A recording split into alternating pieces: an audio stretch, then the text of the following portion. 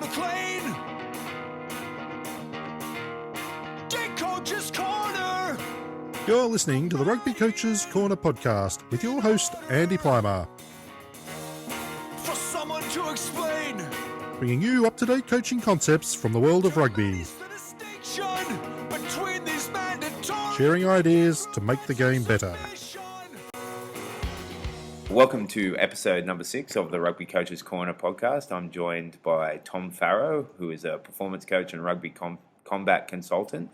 He's also the owner of Arete Performance, a sports performance and personal training company based in London. Tom's worked with Wasps RFC for the past 3 years as a S&C coach, both with the senior team and more recently with the academy. He's also consulted as a combat coach where he applies wrestling techniques to rugby for teams such as Wasps, England Sevens and England Women's Rugby, as well as various other clubs and schools. He's recently taken a position with Speedworks as a performance coach and has also been appointed the UK Director of an International Strength and Conditioning Institute, which is doing educational association. It's an educational association that promotes sensible, evidence-based sport training methodology and bridges the gap between science and practice. So really happy to have you on the show, Tom, and welcome. Thank you, mate. Yeah, thank you very much for having me. Yeah, no worries.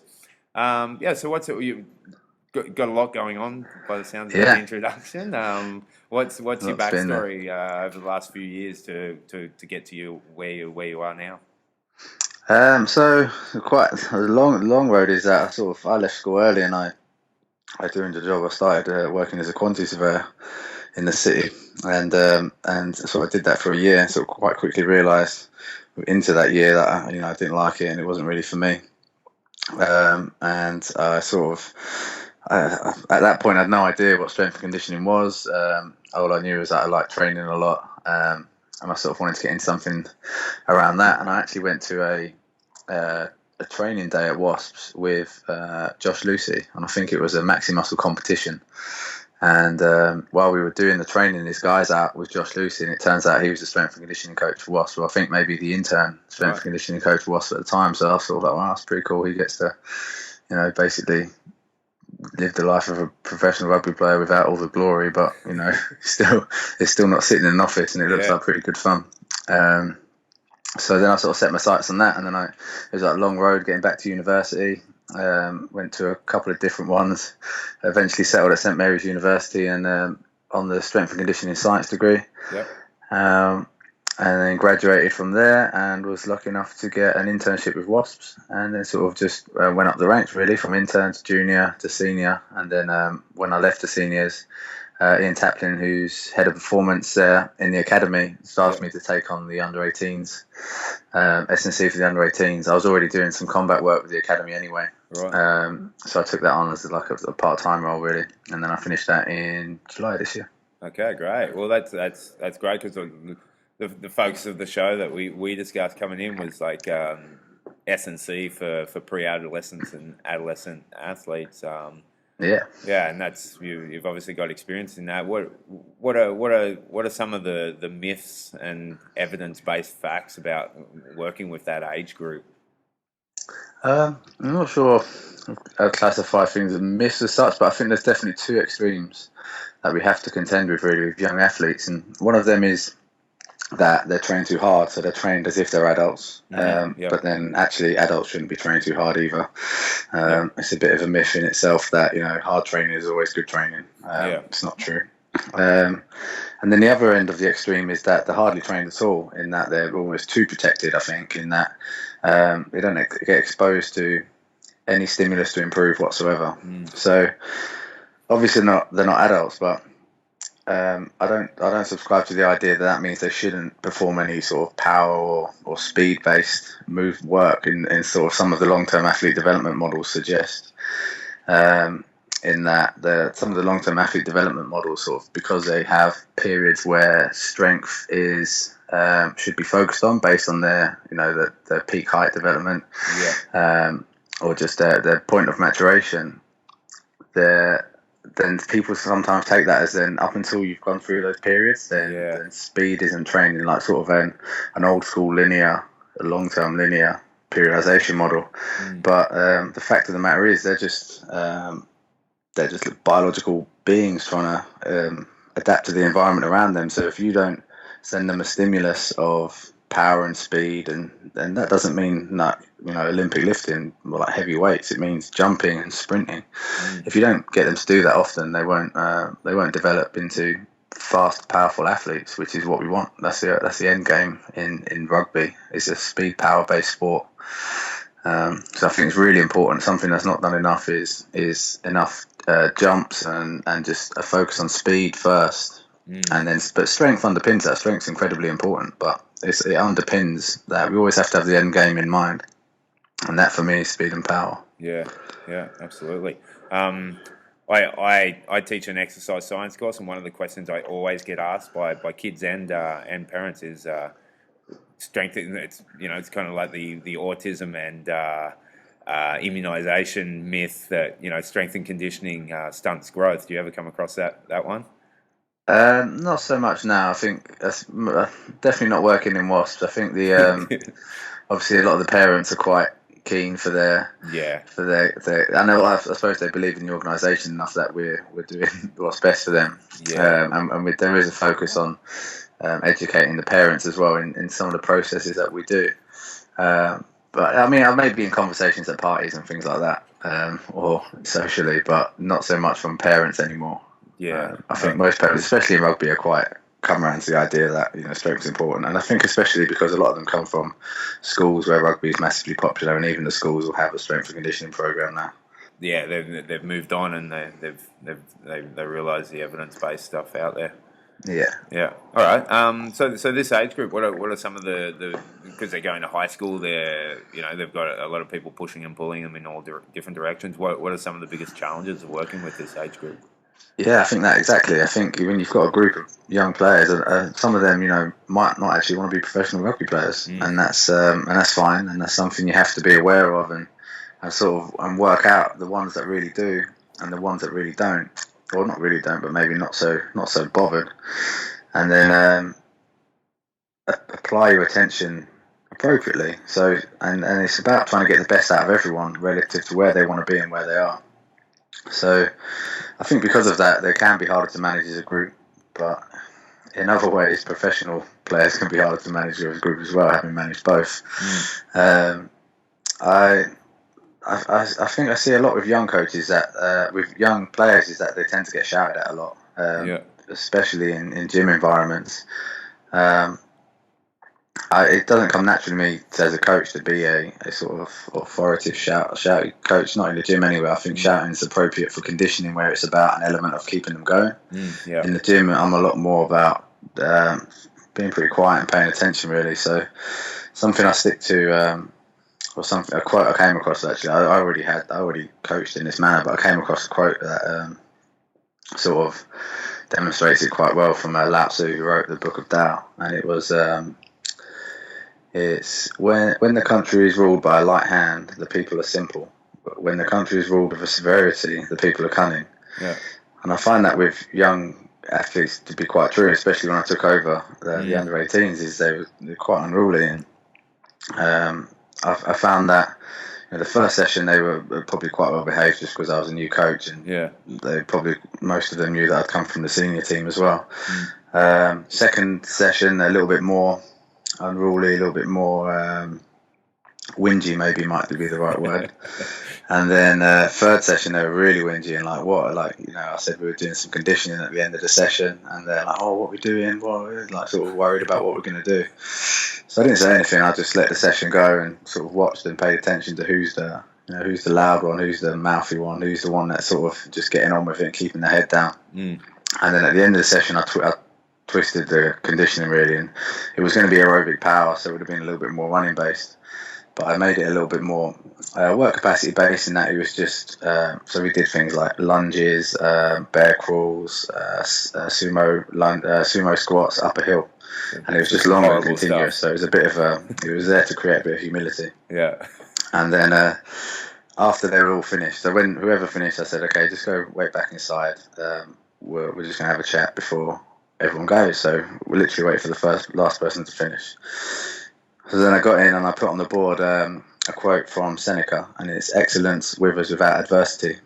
And I asked them what they thought that meant, and of course the windiest kid come up with the right answer. And so he sort of said, like, if you're not challenged, you don't get better. Yeah. And it's like, yeah, exactly. So then I tried to just instill this I think, a very, very important lesson in sport and in life, probably, in that just embracing challenges, etc., etc. But then, and they sort of got the point, and then from that, I never had a problem with them for the whole season, really. And I didn't have to shout at them ever, or marshal them around. They just got on with it, because my sort of view is that, if you want to get better, I'm here to help. I'm gonna help bring the best out of you, and if you're not, then I'm not going to pay too much attention to you.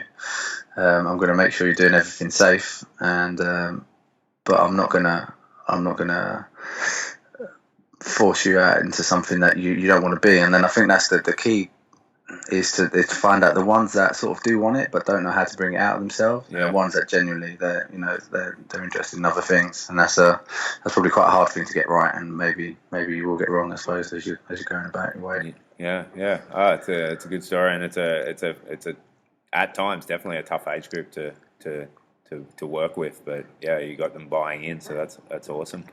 So you mentioned your first session with them. What would you do in a first session with a new group? Are you looking at, like, evaluating the way they move, looking for errors, looking for flaws, coaching technique? What would you be doing there? Yeah, like, in terms of the program I write, especially with younger athletes, it's going to be very simple. Mm-hmm. You're looking at basic movement patterns, sort of.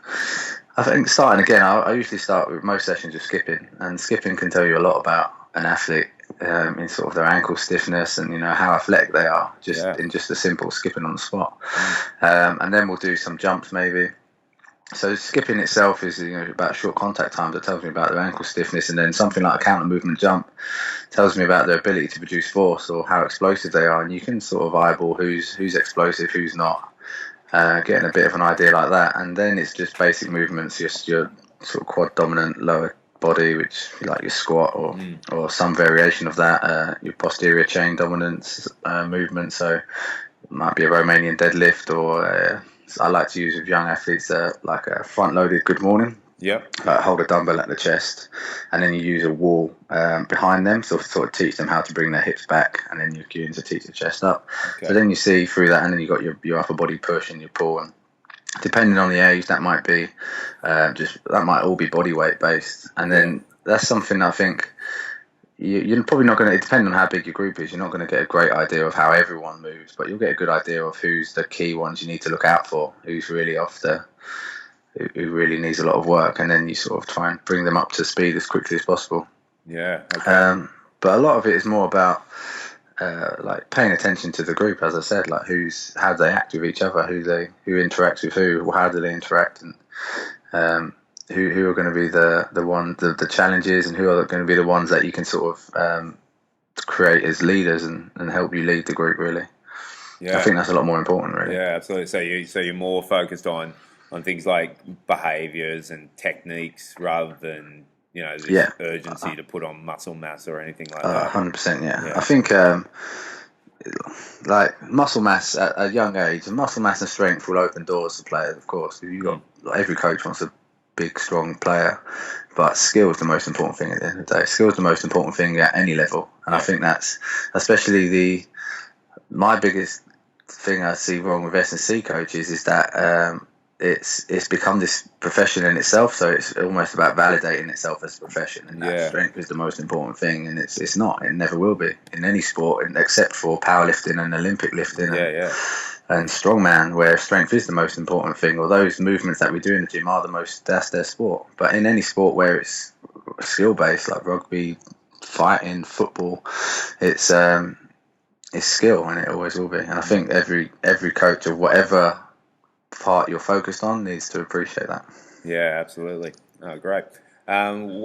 When you're programming for this age group, what are some of the kind of non-negotiables that you put into your program that you just have to have in there, like maybe some anything from key lifts to mobility stuff or stability things? What we always see in your kind of programs for this group? Yeah, I think in terms of actual lifts, I wouldn't say that I've got any non-negotiables. I think everything's negotiable to a point. Yeah. I think like movements are non-negotiable. You want to include your base movements, as I said there, as I explained what they were. And you're going to start them off with a young group with as basic of that as you can come up with, really. And then you're hoping that they can achieve that pretty soon and move through in difficulty, and then move in difficulty of movement, and then move through in intensity and load and the speed of movement and things like that. But I'm always very, very prepared to change an exercise for an athlete, even at a young age. If they can't perform that exercise well, then sometimes just trying to drill them how to perform that exercise well isn't the right way to go. It's about changing the exercise slightly to a different variation, and then when you bring them back, they might actually be better at performing the exercise. For example, there's one of the college teams I worked with alongside Wasps last year. There was a guy who he could not squat at all. He just didn't have that, hadn't worked out that movement. So we didn't let him back squat for a while. We did like front squats. We've done some deadlifts with him, and then when we brought him back to back squats, he was improved enough to the point where we could then coach him in a back squat. But before, it would have been a waste of time to keep drilling away at trying to teach him a back squat. I think it's you let their body find the way through giving them different challenges, which I think probably applies to coaching skills in rugby and any sport as well, which is a bit of like the Franz Boschi influenced thing, I suppose, of just various different challenges, and then the body will find the path it is most effective for that individual. Yeah, and there's got to definitely be a safety issue there too. If you're like everyone must squat no matter what, like that's it. Some kid's going to try and load the bar up. It's going to be an issue. Exactly, and I think it's the message you send then is that these exercises are the most important thing, and I don't think that's ever the right message to send. I think you should always be trying to reiterate what purpose they have, and then that way I find they become a lot more interested in the gym, because it's not just this thing, it has a purpose towards what the thing they are really interested in rugby. And if they're playing rugby, then they're all going to be interested in rugby in somewhat. Some will be really interested in the gym and some will hate the gym, but if you can put the gym in a context of this is why we do this and this is what effect it can have, then I think everyone sort of buys into it a little bit more. Yeah, right.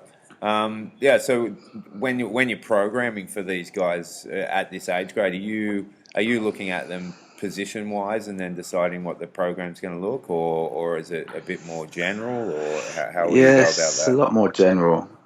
I think at that point I am looking at differences between forward and backs and differences. So we used variations of jumps all the way through the season, but things like that would use with backs about for contact time on the floor, for short contact time on the floor, and developing that like a tuck jump. I wouldn't use with a lot of the forwards because they were just too heavy and they didn't have control over their bodies to the point where it was safe. Like, they're a bit clumsy and big and heavy, and some of them are 120 kilograms actually in the under 18s, wow. Bigger even. And if they can't hit the floor lightly, then they're doing probably a bit more damage to their structures than good. But having said that, I think he was over 120 kilograms and he could do it fine. He was very light-footed and that was good for him. So he was fine. And again, it's that individual. You start with a general idea of what you want to do, and then gradually, as you understand the individuals, you can tweak as you go and tweak in the session and tweak based on what they feedback as well. And if they say something hurts, or if they say they just don't understand, then that's an opportunity for you then to work with that individual and change it.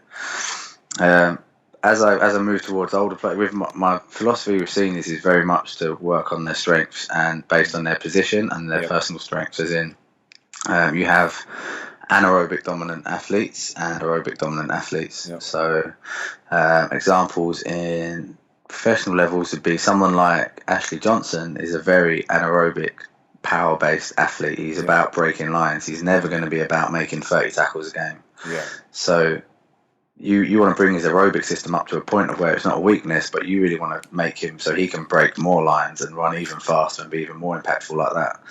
And then you have a James Haskell who's as much as big and powerful as he looks, and he is powerful, but not on the scale of an Ashley Johnson powerful. And at that end, and at that level, at the older age, it's easier to see those differences. At the younger ages, it's harder to work out who's who, really. Yeah. But James Haskell was about making 30 tackles a game and hitting 30 odd rucks a game, and he's going to be a more effective player when you can take that capacity to maybe 4 or 5 more tackles a game and be able to repeat that week to week. I think it's like you're not going to turn a marathon runner into a sprinter and vice versa on the extreme. Yeah, that's interesting. What kind of, with your academy guys when you were with them, what kind of contact time did you have with them? So we used to have them in Monday nights, and then we'd go and see the guys that would be listed as like the England development players. Mm-hmm. So they've been picked out by, sort of put forward by us, and also England age grade levels as ones to watch. So we'd go and then spend extra time with them, and we'd always try to get at least 1 extra session with those guys a week, and if not 2 extra S&C sessions, and they'd get extra physio support and psychologist support. Generally, we'd see them, the whole team, the under-18 team, once a week, and then they would program for the rest of their week as well. So they'd expect we do our program at school, which would usually be 1 other session a week. Yeah. And the amount of work these guys do is unbelievable in terms of rugby training and gym training. It's amazing. I think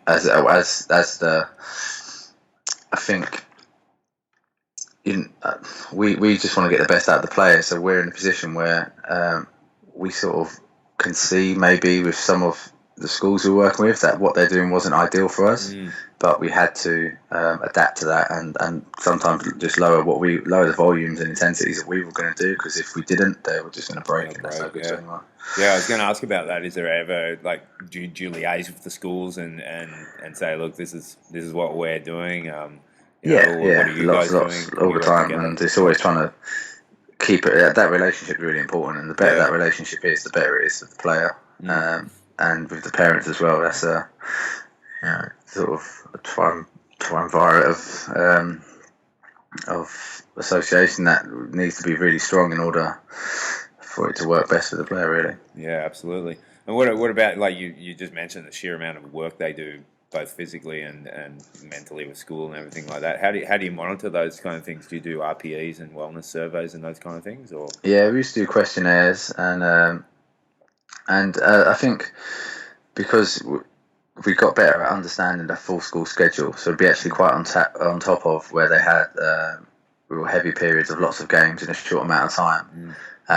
And then the same at the professional level. Conversations are the most important thing. Talking to the players as much as you can, and then letting them tell you how they feel, letting them tell you what they've been doing.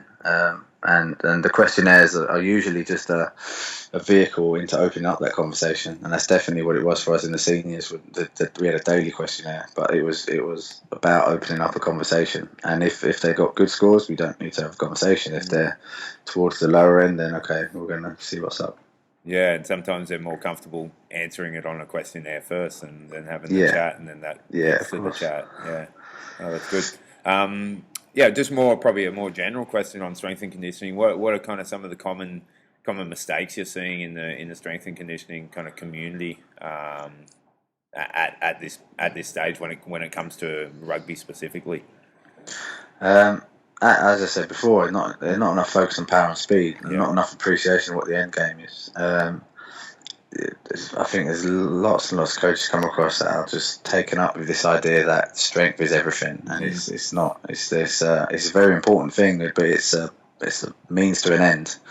And I think sometimes the problem with strength coaches is sometimes when they come from a background of only strength sports themselves and haven't actually competed in sports, they don't appreciate that side of it at all, and they can be very caught up in the idea that how important strength is, because it's very important to them personally, but they don't then appreciate that it's not actually so important to the sport, and there'll be lots of professional athletes that aren't actually that strong, and even ones that you think are really strong, that would be really strong in the gym.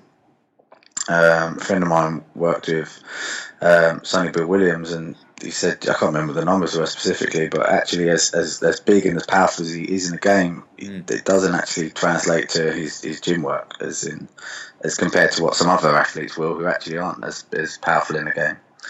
So that's actually coming from wrestling, it's so obvious to me.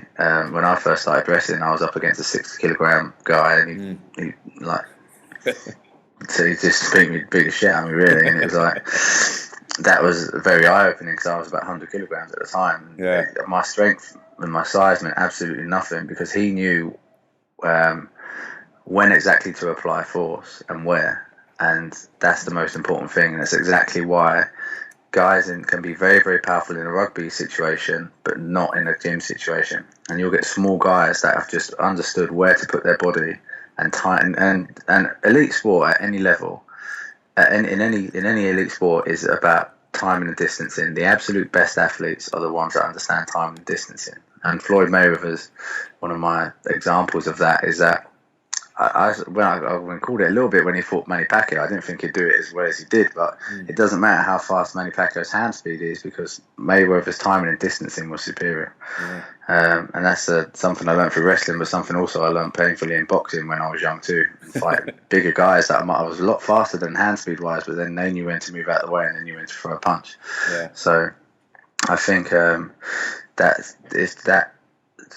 gym improves your potential to produce power and force and speed, but the skill and learning and performing speed work, because speed is a skill as well, and agility work, and the rugby specific skills themselves, and then wrestling is how you then understand how to apply that force effectively into what you're trying to achieve. Well, yeah, and I think just listening to that, living in North America, I see that with the NFL Combine. There's this obsession with posting big scores and numbers, and is that actually transferring onto the field? Yeah, exactly, and that's become an entertainment thing in itself. And I think when you see who actually gets picked, it's rarely the guy who's got the best scores. It's the guy who they've been keeping their eye on through college, who's shown himself to be the most skillful, effective player. It's just extra information, really. Right. Okay, so if someone was to watch you in the weight room, you mentioned a few things earlier on. What were kind of the things they'd hear and see if you were running a session? I think I've covered probably most of it. I like to answer questions. I like to make sure that everyone in the gym understands they can come and ask me a question at any time, and I'll put a lot of effort into making sure they get a good answer. And most of the time I'm sitting on the side and I'm just watching, and I'm trying to pay attention. And then within that, you'll see someone performing something not quite right, so you tweak, or not safely, or you might see that they're preparing to go for a lift that's quite heavy for them, so you're there to support that, and obviously make sure you're spotting there. But yeah, like I say, most of it is just sitting back and paying attention, and making sure I pay attention to the individuals and their personalities as much as I am to the techniques I see in terms of what's being lifted. And just being present. I think so. Awesome. Okay, one of the things you really moved into, and you mentioned a few times in the interview, is combat conditioning. Can you talk a bit about that and the crossover with rugby and the importance of that? Yeah, so it's something that I came into maybe by accident, in that when I was in my first year of university, I came over to America, and I was training at a few different gyms, like high performance gyms, like DeFranco's and Parisi Speed School with Martin Rooney. And while I was there, I came across wrestlers who I'd never really seen before or knew anything about. It's just not popular in England at all. And they were just unbelievably impressive athletes. So when I came back to London, I looked for the nearest wrestling class, and I started that, and sort of just fell in love with it a bit, because sort of through the humbling experience of being beat up, realised that it'd be quite a useful thing to learn. And then there was Bobby, Paul Stridgen, who was the S&C coach of England at the time, used to be a wrestler. He was a very good wrestler. He was in the Commonwealth Games. And he'd used a bit with the England squad, and it just sort of became a little bit popular around the time I was leaving university, or I was in third year at university. So I think it probably opened a couple of doors for me, in that when I came out of university, I actually had the opportunity to intern with Harlequins or Wasps, and I was with London Welsh in my third year, and I think it was one of those things that stood out on my CV enough that they was interested to get an interview. And then while I was at Wasps, my first year as an intern, my first session actually that I delivered as an intern, my warm up. I did a little bit of wrestling, very basic wrestling in the end stage of the warm up, and then the Dan Howes, the S&C coach, sort of asked me to integrate a little bit more into sessions and conditioning sessions, and then players would start asking me a little bit more how that could be used for specific techniques, and it sort of just evolved organically through conversations with coaches and players, to where it is now. And now it's at a point where I've probably gone a bit of a circle in it, in that I used to be very, very technical with how I used to teach elements of how wrestling can be applied. So how wrestling can be applied at ruck and specific points where you can, where someone might be off balance or weak, or where someone's strong. And whereas now I let them wrestle a little bit more, actually wrestle, but it's modified. So everything's from the point of view that it's to prevent injury, that to keep the risk of injury as low as possible first, and that was naturally because of my position as an intern when I started doing it, that if I broke anyone I'd be in serious trouble and probably not got a job. So I was quite keen that I didn't want to break anyone, so it was modified around that first, and then towards more specificity for rugby. And so now I've got a spectrum of things that some are quite general and just about teaching general wrestling skills such as hip height and leverage and things like that, and then some are a lot more specific in that you can see the direct carryover into rugby situations. But yeah, I think it's incredibly important, and it's one of those things I think will 100% become more and more important in rugby. It's just that it's not quite clicked yet. It's quite popular in rugby league actually, and in Australia I think a lot of them have wrestling coaches. Oh wow! But in rugby union it hasn't seemed to catch on too much yet.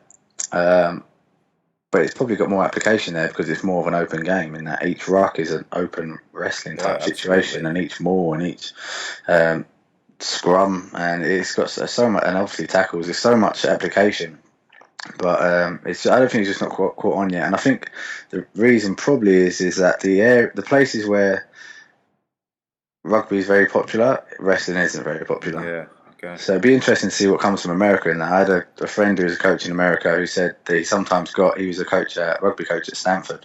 Okay. And he said sometimes the wrestling guys would come and join in rugby and they'd dominate the rugby guys. And I think, and I 100% know that if I took a 60 kilogram wrestler down to a professional rugby club, he'd dominate 130 kilogram rugby players, and most of the things would do wrestling based because they just know when to apply force and where to apply it at the right time. Yeah. And you've done you've got, am I right in saying you've got some ebooks and you've done some seminars on this?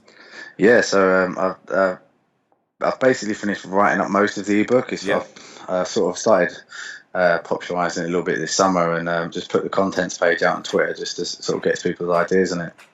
I was probably a little bit ambitious in how quick I could finish the whole project there. Yeah. So I sort of was aiming around for now for it to come out, but realistically I think it's probably going to be next spring, and that's partly because I've had all sorts of other stuff going on, and partly because different things just take longer than I expected.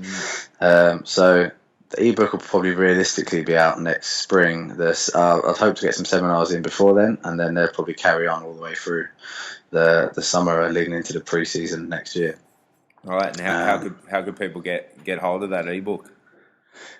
So best thing to do for that would be to follow me on Twitter, as I'll update when it comes out. Eventually, when it's close to coming out, I'll keep everyone updated. As I haven't got set dates on that at the moment. Same for the seminars, but my Twitter handle is at @arete_perform. So ARETE_perform. And that's probably the best way to keep up with all that sort of stuff. Okay, perfect. Well, that leads me to your other side project, the Arete Performance Centre. What's the origin of that? I did a quick Google search, and it's either a jagged mountaintop or Greek for excellence. So I'm saying the latter. Yeah, that's it. What's the origin of this, and how's that going for you? Yeah, so that, like, Arete as a concept, was a word I came across probably maybe 7-8 years ago. I was reading a book in university and it just had this word in, so I just looked it up, and I happened to find the excellence version of the description before the mountaintop one, and it just connected me. I think it basically means excellence, or to reach your highest potential, and I just think I've realised recently that probably a lot of my interests were first started off from an interest in Bruce Lee when I was young. Yeah, right. And his interest in training, but then actually his philosophy. He was interested. He used to read a guy called Jiddu Krishnamurti, Okay. and I started reading him when I was quite young. But now I read a lot of philosophy, and that probably stemmed from that. So, but a lot of Bruce Lee's philosophies were around that, becoming the best of your potential. So I think that was probably this underlying idea I had in my head that when I came across it as a word, I liked it. So I sort of clung onto that, and so that sort of became my personal company that I operated under throughout university, and since becoming a professional coach as well. I've always done bits of coaching on the side with other teams, and then there's the personal training side of it, which I've done also. So there's the sports performance side of it, and there's the personal training side of it, and they're quite different really. Because the personal training is. I've worked with all the sort of 65-year-old women who just want to train to feel a little bit stronger, and then there's middle-aged men who want to completely transform their body from just to build muscle, lose fat, and the principles I use for personal training are probably very similar to the principles that apply for professional athletes, in that it all comes down to stimulus and adaptation. For me, you've got to find the relevant stimulus to promote the appropriate adaptation. But the difference with personal training is that they just generally need to build muscle, and they generally need to lose fat, and there's a million different ways to do that. With sport, there's a specific outcome you're looking to achieve, and also with higher level athletes you need to apply a higher level of stimulus. So it's just understanding how that all ties together. That's in the process of building at the moment as well. Oh, cool. Okay, well, we always end the show with 4 questions about players and coaches. When you were a kid growing up, who was your favourite rugby player? Definitely Johnny Wilkinson. Yeah. I used to go and do my kicking over the field near my house, and I'd spend hours and hours inspired by him.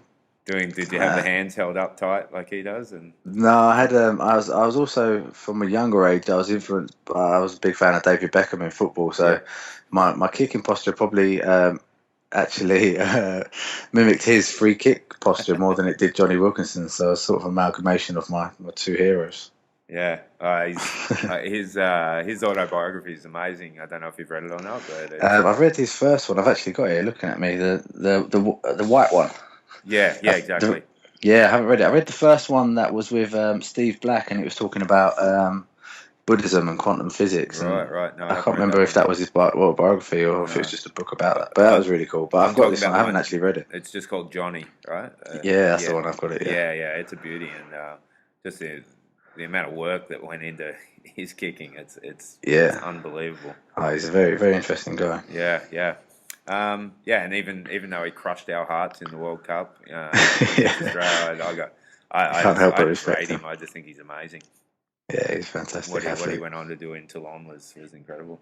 Yeah, exactly. Yeah, and current rugby players. Who's your favourite current professional rugby players going around? Probably Richie McCaw, and I think it's again tied to that ideal of mastery and excellence, and just appreciating it when you see it. And he's just, he's been around. He's most capped now, isn't he?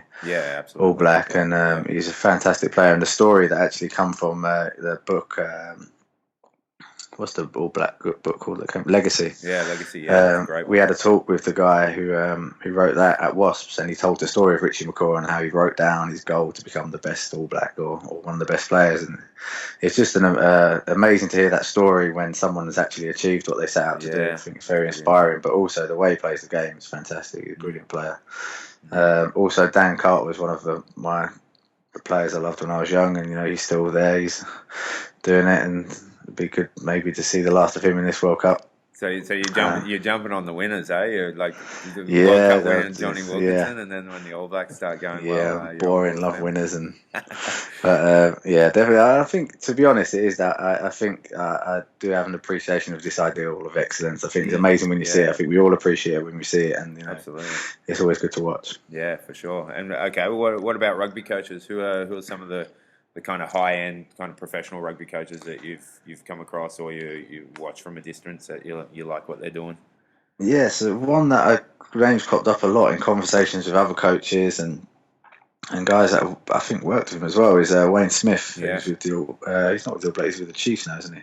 Yep. He was with the All Blacks, and Yep. some of his methods, just again, that is his methods he sort of has around developing not just skill but the way the players think. And I heard a story about how he placed he had put sort of like a war chart on a table, but it was a pitch with players, and then he'd set out different situations, and then he'd bring like key decision makers in and just ask them questions, and he'd say like, okay, so what would you do in this situation? And then the player would go to answer, no, go away, think about it, and come back. And then they'd come back, give him an answer, and then he'd go, okay, what about if this happened? And he's always making them, and I don't know if that story is true, but I mean, that's the story I think I heard about him, and that sort of made me think cool. That's a sort of cool coach. Yeah. But Joe Schmidt too, I've read a few articles about his methods, and I know he was a teacher, I think, and it seems that the teachers make the best coaches. Yeah. It's good for you. Yeah. So, and you know, like Graham Henry's another example of that. Yeah, absolutely. Yeah. But when I've been in the England camp, actually, Stuart Lancaster's really impressed me. And his focus on culture, and I've got a chance to be there a few times over a space of a couple of years, and just seeing how that progressed was really impressive. And you know, I wouldn't be too surprised if they sort of pulled out of the bag this World Cup because of that, because there's an underlying culture there that's quite strong. Yeah. And then all the coaches within that as well, fantastic coaches. Being able to see them coach live, Andy Farrow, Graham Roundtree, Mike Catt, all brilliant coaches. It's a good team, and you're actually the third guest who's mentioned Stuart Lancaster, and I'm a fan too. Like, I'm obviously on the outside looking in, but just you can see a clear cultural change from the last World Cup cycle to now. He put me on to as well. So a lot of the coaching, actual rugby coaching, but coaching books that I've read, like Bill Walsh's School Will Take Care of Itself. What was that one? The School Will Take Care of Itself by Bill Walsh. Okay, yep. He was the Stanford 49ers coach. Okay. 49ers, I think. I knew he was American football, yeah. And it's a fantastic book, but Stuart Lancaster mentioned in a meeting once that it was his like coaching Bible, so I thought that's probably worth a buy. Yeah, I'll check that out. And that's definitely worth a try. And then that sort of led me on to one by Pete Carroll called Win Forever, which is probably even better. Pete Carroll, yeah. And the fact of the amazing thing about that one is that he wrote that book in his first season with the Seahawks, and then that following season they won the Super Bowl. Yeah. So he laid out his whole method, his whole culture, everything he believed in, and then just put it into practice. Pretty impressive. Yeah, it's pretty awesome. Yeah, cool. Okay, and what about some people who are kind of chipping away in the trenches, doing the hard work, and would be good to get a mention? Yeah, like in terms of rugby coaches, I've not, because probably I'm not in that world as such, as I'm not researching a lot of young up and coming rugby coaches, but the coaches I've had a chance to work with within the academy, I think are all fantastic coaches, and great time working with them. So Matt Davies, who head it up, James Honeyburn, Matt Williams, all great coaches. I really enjoyed working with them. Yeah. Then from an S&C standpoint, there's loads of great S&C coaches I've had the chance to work with. Keir Wenham Flat, who I believe, are you getting him on? He's coming on the show, yep. Yeah, so Keir of rugbystrengthcoach.com, he's a great coach. Simon Nameby, who was one of his underground athletics. Yeah, he'll be coming on too. Yeah, he's someone who actually was one of the first people who influenced me around S&C. You know, he was showing me the way when I was young. Also, Sam Portland, I worked with at Wasps. He's a great coach. And Connor Brown, who's currently with Essex Cricket, and Ryan Hicks as well, who head up the academy. All fantastic coaches. Oh, great! That's good. Oh, that's good to hear, and good they're doing good stuff. All right. Well, appreciate your time, and no worries. Thanks for having me on. No problems, and thanks for joining us. I think there's going to be a lot of good stuff out there for listeners, because I think a lot of listeners will be age grade coaches, and quite often they're doing the strength and conditioning advice too, and maybe they need a bit of guidance there. So I think you would have helped them out a lot. Yeah, hopefully. And and feel free to shoot me an email or message on Twitter. I like conversations about training, and it's always stimulating, and it's always good to talk to other coaches as well. That's great. I appreciate that. Yeah, and all right, beauty, and thanks again for joining us. No problem. Thanks. All right, cheers, Tom. Just can't let it go. Thanks for listening to the Rugby Coaches Corner podcast. What kind of world you want? If you enjoyed the show, please leave a review via iTunes and keep listening for the next episode. You can also follow us on Twitter at RugbyCoachSCNR or via the website at therugbycoachescorner.com. A stranger bit of fruit. Until next time, keep sharing ideas to make the game better.